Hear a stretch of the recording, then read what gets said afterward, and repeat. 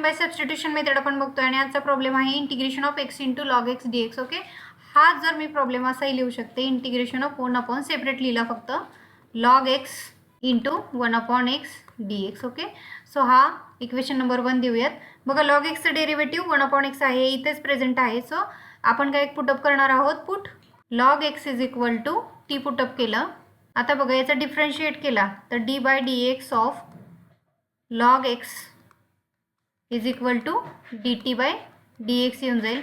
So log एक्सचं derivative असते 1 upon x आणि हा डी एक्स इकडे घेतला तर हा मल्टिप्लाय होईल is equal to d t. या दोन टर्म आपण काय करूया, ब्रॅकेट केलेल्या इक्वेशन नंबर 1 मध्ये पुटअप केलं तर काय होईल, I is equals to integration of 1 upon log एक्सचे ऐवजी काय आहे टी पुटअप करणार आहोत आणि डी टी कशाबद्दल 1 upon x into D x.